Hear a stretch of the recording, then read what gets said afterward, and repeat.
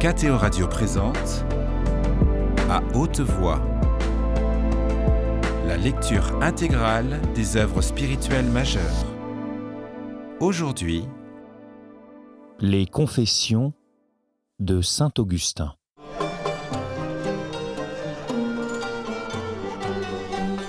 Chapitre 4. L'ami perdu et pleuré. À l'époque où je commençais à enseigner dans ma ville natale, je m'étais lié avec un ami que la communauté d'études m'avait rendu infiniment cher. Il avait mon âge, comme moi, il était dans la fleur de l'adolescence. Enfant, il avait grandi avec moi, ensemble nous étions allés à l'école, ensemble nous avions joué.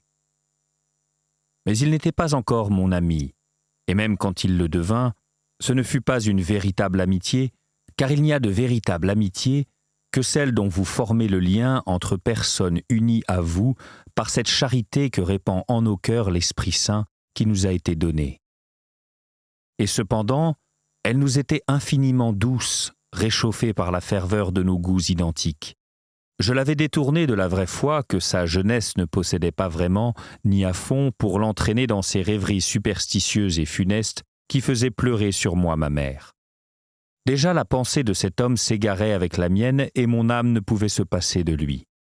Et voici que, serrant de près ceux qui vous fuyaient, ô Dieu des vengeances, qui êtes en même temps la source des miséricordes, et nous ramenez à vous par des moyens surprenants, voici que vous l'avez enlevé de cette vie, alors qu'une année à peine s'était écoulée depuis le commencement de cette amitié, plus douce pour moi que toutes les douceurs de ma vie. Quel homme pourrait vous louer assez, même à ne tenir compte que des bontés qu'il a éprouvées à lui seul? Qu'avez-vous fait alors, mon Dieu, et comme l'abîme de vos jugements est insondable? Malade, fiévreux, il gisait depuis longtemps sans connaissance dans une sueur mortelle. Comme on désespérait de le sauver, il fut baptisé à son insu. Je ne m'en mis pas en peine, persuadé que son âme garderait les sentiments que je lui avais inculqués, plutôt que l'empreinte de ce qu'on avait fait à son corps inconscient. Mais il en fut tout autrement. Il se trouva mieux, et on le crut hors de danger.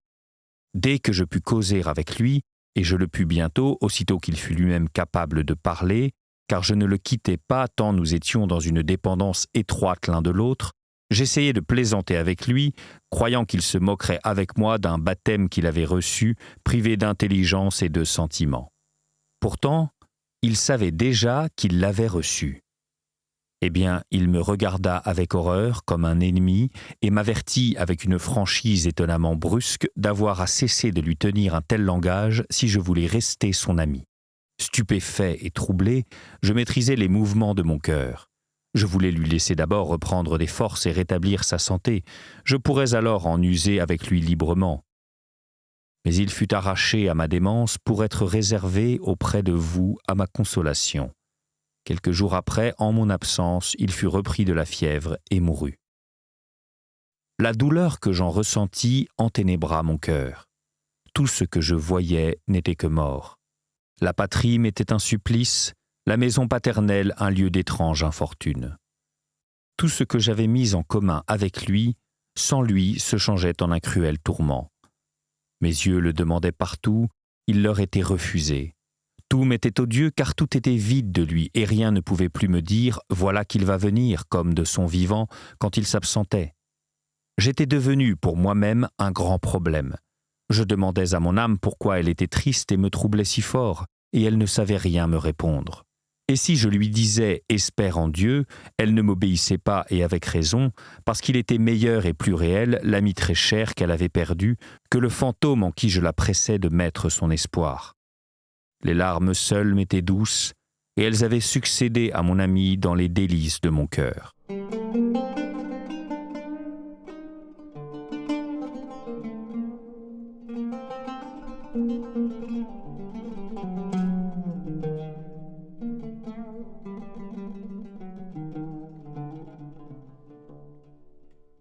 Chapitre 5. Douceur des larmes. Et maintenant, Seigneur, toutes ces choses sont passées, et le temps a adouci ma blessure. Puis-je approcher de votre bouche l'oreille de mon cœur et apprendre de vous, qui êtes la vérité, Pourquoi les pleurs sont doux aux malheureux? Encore que présents partout, avez-vous repoussé loin de vous nos misères? Restez-vous enfermés en vous-même tandis que nous sommes roulés par le flot des événements?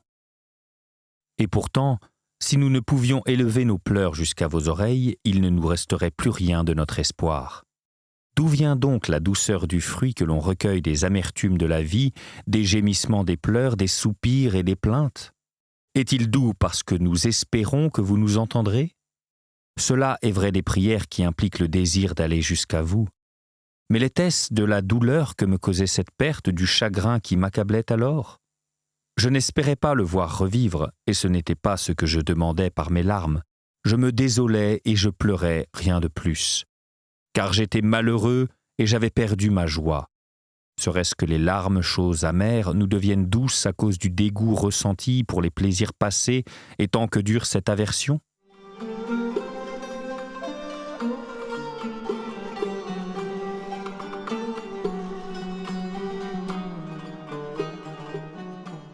Chapitre 6. Augustin, inconsolable de la mort de son ami. Mais pourquoi parler de cela? Ce n'est pas le moment de poser des problèmes, mais de vous faire ma confession. J'étais malheureux. Malheureuse et toute âme enchaînée par l'amour des choses mortelles, elle est déchirée lorsqu'elle les perd et c'est alors qu'elle sent sa misère dont elle souffre avant même de les avoir perdues. Tel j'étais en ce temps-là. Je pleurais très amèrement et je me reposais dans l'amertume. Oui, j'étais malheureux. Cependant, cette vie misérable m'était plus chère que mon ami. Sans doute j'aurais voulu la changer, mais non pas la perdre plutôt que d'avoir perdu mon ami, et j'ignore si j'aurais consenti, même pour lui, à imiter ce qu'on raconte d'Oreste et de Pylade, en admettant que ce ne soit pas une fable. Ils voulaient mourir ensemble l'un pour l'autre, parce que pour eux, c'était pis que la mort de vivre séparés. Mais je ne sais quel sentiment contraire à celui-là s'élevait en moi. J'éprouvais un pesant dégoût de la vie et en même temps, j'avais peur de mourir. Je crois que plus je l'aimais, plus je détestais et craignais la mort qui me l'avait ravie, comme une ennemie féroce, et je pensais qu'elle allait anéantir soudain tous les hommes puisqu'elle avait pu l'anéantir. C'était bien alors mon état d'esprit, je m'en souviens. Voici mon cœur, ô mon Dieu, en voici le fond. Ô mon espérance qui me lavait de l'impureté de telles affections, voyez les souvenirs que j'évoque, les yeux tournés vers vous et dégageant mes pieds de ces filets. Je m'étonnais de voir vivre les autres mortels parce qu'il était mort celui que j'avais aimé comme s'il n'eût pas dû mourir. Et je m'étonnais plus encore, lui mort, de vivre, car j'étais un autre lui-même. Avec un grand bonheur d'expression, un poète parlant de son ami l'a nommé la moitié de son âme. Pour moi, j'ai senti que mon âme et la sienne ne faisaient qu'une âme en deux corps. Aussi, la vie m'était en horreur, je ne voulais plus vivre, amoindri de la moitié de moi-même. Et qui sait si je ne craignais pas de mourir, de peur qu'il ne mourût tout entier, celui que j'avais tant aimé.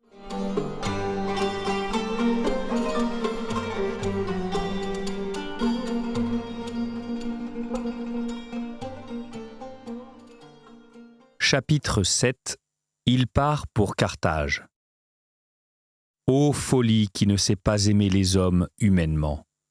Ô l'homme insensé qui souffrait avec une telle démesure de sa part de mots humains! Oui, insensé, c'est bien ce que j'étais alors.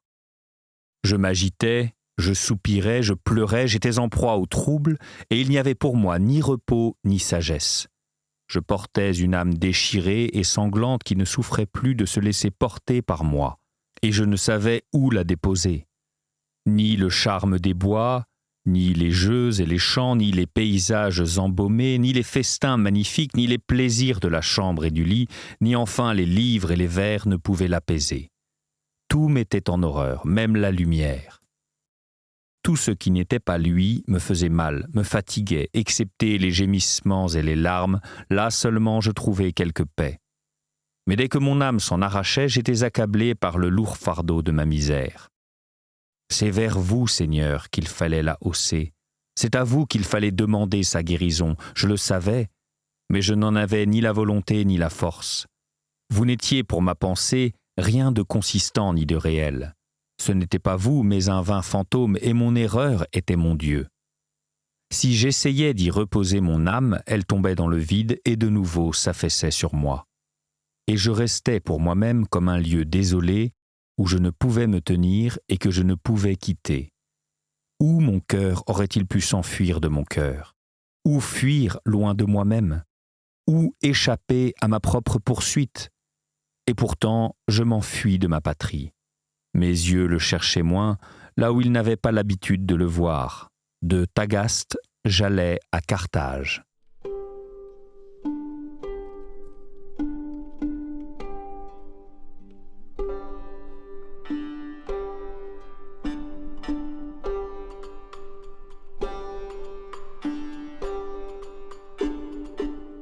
Chapitre 8.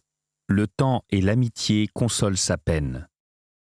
Le temps ne chôme pas, et ce n'est pas en vain qu'il passe sur nos sentiments, il fait merveille dans notre âme. Il avançait et s'en allait jour à jour, et en venant et en s'en allant, il glissait en moi d'autres espérances, d'autres souvenirs. Peu à peu, il me rendait à moi-même en me faisant reprendre goût à mes anciens plaisirs auxquels cédait ma douleur. Mais ce qui lui succédait, c'était sinon d'autres douleurs, du moins des semences d'autres douleurs. Car pourquoi cette douleur avait-elle pénétré si facilement jusqu'au fond de moi-même, sinon parce que j'avais répandu mon âme sur le sable en aimant un être mortel comme s'il n'avait pas dû mourir? Ce qui me soulageait surtout et me ranimait, c'étaient les consolations d'autres amis avec qui j'aimais ce que j'aimais au lieu de vous. C'est-à-dire la fable énorme, le long mensonge dont le frottement impur corrompait notre âme, démangée de l'envie de tout entendre. Même si un de mes amis mourait, cette fable-là ne mourrait pas pour moi. Il y avait chez eux d'autres agréments qui me prenaient encore davantage le cœur. C'était de causer et de rire avec eux, c'étaient les complaisances d'une bienveillance mutuelle, la lecture en commun des livres bien écrits, les plaisanteries, les égards réciproques, quelquefois un désaccord sans rancune comme on en a avec soi-même, dissentiments rarissimes qui sont le sel d'une entente habituelle, c'était d'instruire et d'être instruit tour à tour, le regret impatient des absents, l'accueil joyeux fait à ceux qui arrivent. Ces témoignages et d'autres de même sorte qui s'échappent des cœurs aimants et aimés par le visage, la langue, les yeux, par 1000 gestes gracieux, sont comme un foyer où les âmes se fondent et de plusieurs ne font qu'une seule.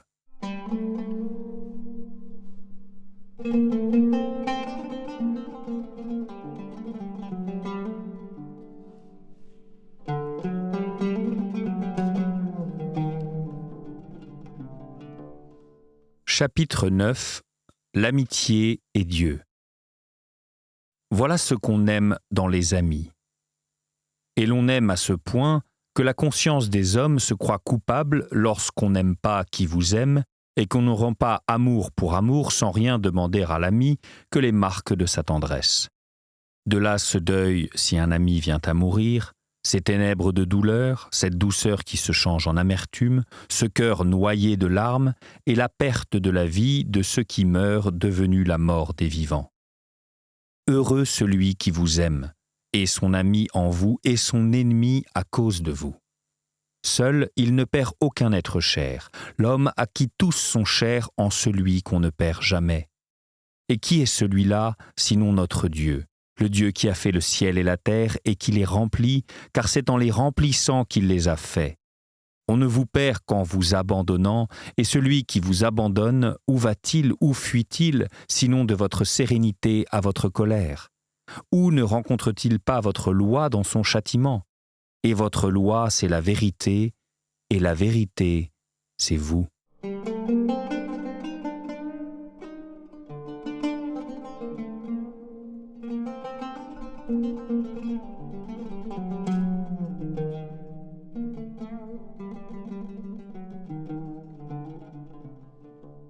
Chapitre 10. Les créatures qui passent ne peuvent nous donner le bonheur. Dieu des vertus, convertissez-nous, montrez-nous votre face et nous serons sauvés. De quelque côté que se tourne l'âme humaine, c'est pour souffrir qu'elle s'établit ailleurs qu'en vous, fût-ce même sur ce qu'il y a de beau en dehors de vous, en dehors d'elle. D'ailleurs, il n'y aurait point de choses belles si elles ne venaient de vous. Elles naissent et elles meurent. En naissant, elles commencent d'être, pour ainsi dire, elles croissent pour atteindre leur perfection, et une fois parfaites, elles vieillissent et meurent. Tout ne parvient pas à la vieillesse, mais tout meurt. Donc lorsqu'elles naissent et s'efforcent d'être, plus vite elles croissent pour être, et plus elles se hâtent de ne plus être. Telle est leur loi. Voilà tout ce qu'elles ont reçu de vous, parce qu'elles sont les parties des choses qui ne coexistent pas en même temps, mais qui, en disparaissant et en succédant, forment le tout dont elles sont les parties. C'est ainsi que s'achève le discours à l'aide de signes sonores. Il ne se réaliserait pas pleinement si chaque mot, une fois son rôle sonore joué, ne s'abolissait pour céder la place à un autre.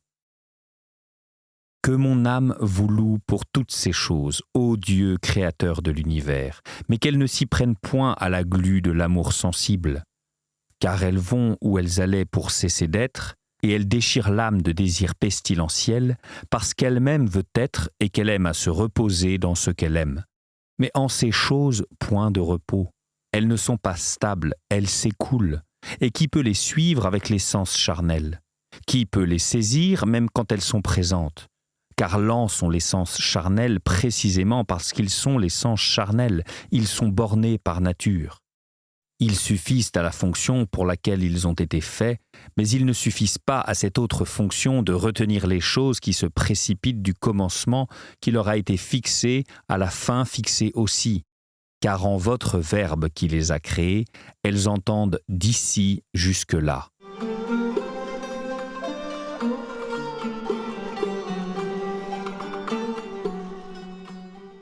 Chapitre 11. Dieu seul ne passe pas. Ne sois pas vaine, ô mon âme, et que le tumulte de ta vanité n'assourdisse pas l'oreille de ton cœur. Écoute toi aussi, le Verbe lui-même te crie de revenir. Le lieu du repos inaltérable est là où l'amour n'est pas déserté, s'il ne déserte pas lui-même. Voici que ces choses passent pour faire place à d'autres, et pour que de tous leurs éléments se compose ce bas monde. Et moi, est-ce que je passe d'un lieu dans un autre, dit le Verbe divin? En lui, fixe ta demeure, confie-lui tout ce que tu as reçu de lui, ô mon âme, maintenant du moins que tu es lasse de mensonges. Confie à la vérité tout ce que tu as reçu de la vérité, tu ne perdras rien. Les parties corrompues de ton âme refleuriront, toutes tes langueurs seront guéries, ce qui change en toi sera reformé, renouvelé, étroitement lié à toi, et ne t'emportera plus sur sa pente, mais demeurera avec toi immuablement devant Dieu, qui est éternellement immuable. Pourquoi, t'écartant de la loi, suis-tu les impulsions de ta chair? Retourne-toi, que ce soit elle qui te suive. Tout ce que tu sens par elle n'existe que comme partie, et tu ignores le tout auquel appartiennent ces parties qui font ta joie cependant. Mais si les sens charnels étaient capables de saisir le tout, si pour ton châtiment il n'avait pas justement été limité à des parties du tout, tu voudrais voir passer tout ce qui existe dans le présent pour mieux jouir de l'ensemble.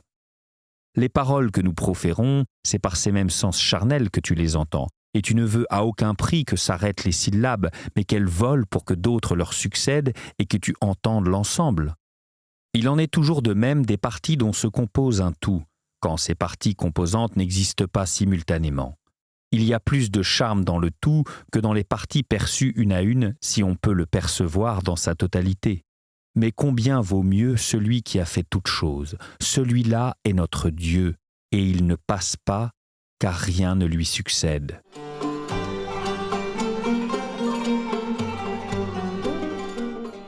Chapitre 12. L'âme ne peut trouver la paix et la vie heureuse qu'en Dieu. Si les corps te plaisent, c'est Dieu que tu en loueras. Ô mon âme, reporte ton amour sur leur auteur, pour ne point lui déplaire dans les choses qui te plaisent. Si les âmes te plaisent, aime-les en Dieu, car elles aussi sont sujettes au changement, et c'est en se fixant en lui qu'elles se stabilisent, autrement elles passeraient et périraient. Que ce soit donc en lui que tu les aimes. Entraîne vers lui avec toi toutes celles que tu peux et dis-leur « Aimons-le ». C'est lui qui a créé ces choses et il n'est pas loin. Il ne les a pas créées pour les abandonner, mais parce qu'elles viennent de lui, elles sont en lui. Vois, Il est là où est la saveur de la vérité. Il est au fond du cœur, mais le cœur s'est égaré loin de lui. Revenez, pécheurs, à votre cœur. Attachez-vous à celui qui vous a créé. Tenez-vous ferme avec lui et vous posséderez la fermeté. Reposez-vous en lui et vous serez en repos. Où allez-vous dans ces rudes sentiers? Où allez-vous? Le bien que vous aimez vient de lui, mais ce n'est que dans son rapport avec lui qu'il est bon et suave. Il deviendra justement amer, car il n'est pas juste d'aimer ce qui vient de Dieu après l'avoir abandonné lui. Pourquoi marchez-vous encore et encore dans des voies difficiles et laborieuses? Le repos n'est pas là où vous le cherchez. Cherchez ce que vous cherchez, mais ce n'est pas là où vous le cherchez. Vous cherchez la vie heureuse dans un pays de mort. Elle n'est pas là. Comment trouver la vie heureuse là où il n'y a pas de vie? Il est descendu ici-bas, celui qui est notre vie. Il a souffert notre mort et il l'a tué de l'abondance de sa vie. D'une voix tonnante, il nous a crié de revenir d'ici vers lui, en ce lieu secret, d'où il est venu à nous d'abord dans le sein d'une vierge, où s'est mariée à lui la nature humaine, cette chair mortelle pour n'être pas toujours mortelle. Et de là, pareil à un époux qui sort du lit nuptial, il a bondi comme un géant pour courir sa route. Il ne s'est pas attardé, mais il a couru en nous criant par ses paroles, ses actes, sa mort, sa vie, sa descente aux enfers, son ascension, en nous criant, dis-je, de revenir à lui. Et il s'est dérobé à nos yeux afin que nous rentrions dans notre cœur et que nous l'y trouvions. Il s'est éloigné et pourtant le voici. Il n'a pas voulu demeurer longtemps avec nous, mais il ne nous a pas abandonnés. Il s'en est allé en un lieu d'où il ne s'était jamais retiré, car le monde a été créé par lui, et il était en ce monde, et il est venu dans ce monde pour sauver les pécheurs. C'est à lui que se confesse mon âme, et il l'a guérie, car elle a péché envers lui. Fils des hommes, jusqu'à quand aurez-vous ce cœur pesant? La vie est descendue vers vous, et vous ne voulez pas monter et vivre? Mais où montez-vous quand vous êtes en haut, portant votre bouche jusqu'au ciel? Descendez pour monter vers Dieu, car vous êtes tombés en montant contre Dieu. Dis-leur cela, mon âme, afin qu'ils pleurent dans la vallée de larmes, et ainsi emporte-les avec toi jusqu'à Dieu. Car c'est de l'Esprit de Dieu qu'émanent ces paroles, si, en les disant, tu brûles du feu de la charité.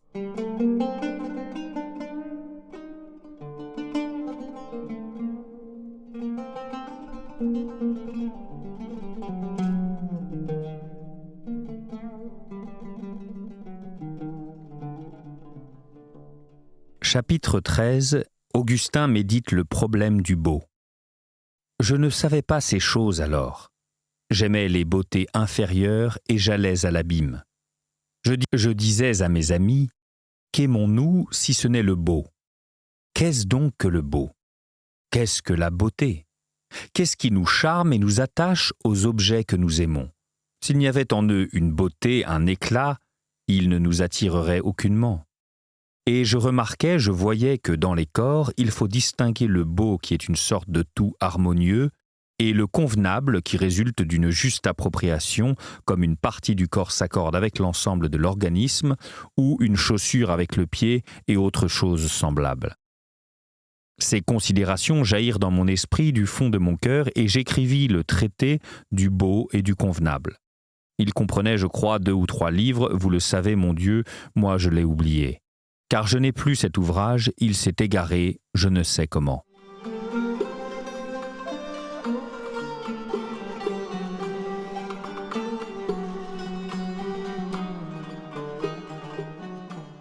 Chapitre 14. Il dédie son ouvrage à Hiérius. Qu'est-ce qui m'inclina, Seigneur mon Dieu, à dédier ces livres à Hiérius, un orateur de Rome? Je ne le connaissais pas, je ne l'avais jamais vu, mais j'avais de la sympathie pour sa personne en raison de sa renommée de savant et pour certaines paroles de lui qu'on m'avait rapportées et qui m'avaient plu. Mais je l'aimais surtout parce qu'il plaisait aux autres et qu'on le portait au nu, en s'émerveillant qu'un Syrien, d'abord passé maître en éloquence grecque, fût devenu aussi admirable orateur en latin et qu'il possédât une telle science des questions relatives à l'étude de la sagesse. Ainsi, on entend louer un homme et on l'aime, bien qu'il soit loin de nous. Serait-ce que l'amour passe de la bouche du louangeur dans le cœur de celui qui l'écoute? Non, mais l'amour de l'un s'enflamme au contact de l'amour de l'autre. On aime celui qu'on entend louer quand on croit que la louange vient d'un cœur sincère, c'est-à-dire quand c'est l'affection qui l'inspire. Ainsi, j'aimais alors les hommes selon le jugement des hommes et non selon le vôtre, vous, mon Dieu, en qui personne n'est trompé. Cependant, pourquoi ne les louais-je pas comme on loue un aurige célèbre ou un chasseur de bêtes populaires, mais tout autrement, avec gravité, et comme j'aurais voulu l'être moi-même ? Or, je n'aurais pas voulu être loué et aimé comme les histrions, quoique je les louasse et les aimasse moi-même. J'aurais mieux aimé rester obscur que de jouir de leur notoriété et être haï que d'être aimé comme eux. Comment s'équilibrent dans une même âme des goûts si variés et si divers ? D'où vient que j'aime chez un autre un talent que je n'écarterais pas ni ne repousserais loin de moi si je ne le haïssais ? Et pourtant, nous sommes hommes l'un et l'autre. On aime un bon cheval sans vouloir être cheval soi-même, la chose fût-elle possible. Mais on ne saurait en dire autant de l'histrion qui a en partage la même nature que nous. Ainsi j'aime dans un homme ce que j'aurais horreur d'être moi-même, quoique je sois un homme. Profond abîme que l'homme. Vous connaissez le nombre de ses cheveux, vous, Seigneur, et il ne s'en perd aucun pour vous. Mais il est plus facile de compter ses cheveux que les passions et les mouvements de son cœur.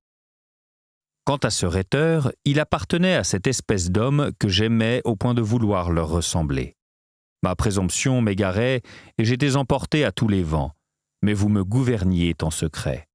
D'où sais-je et comment puis-je vous confesser avec certitude que j'aimais cet homme plus à cause de l'amour qu'il inspirait à ceux qui en faisaient l'éloge que pour les mérites mêmes qui lui valaient ces éloges. Si, loin de le louer, les mêmes personnes l'avaient critiqué, si elles m'avaient fait de lui les mêmes récits, mais en le blâmant et en le méprisant, je ne me serais pas enflammé ni monté la tête pour lui. Cependant, les choses n'auraient pas été différentes, pas différent l'homme lui-même, seul auraient différé les sentiments des narrateurs.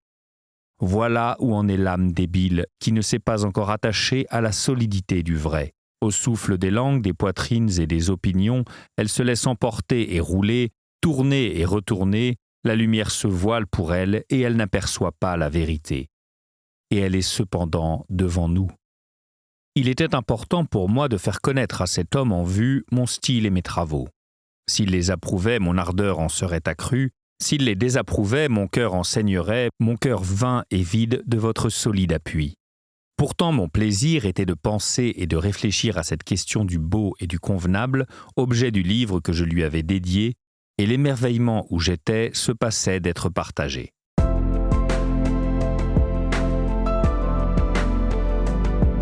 C'était À haute voix, une émission de KTO Radio. Aujourd'hui, les confessions de Saint Augustin. Lecture, Fitzgerald Berton. Captation et réalisation, Gustave Schlicht et Hachem Driss.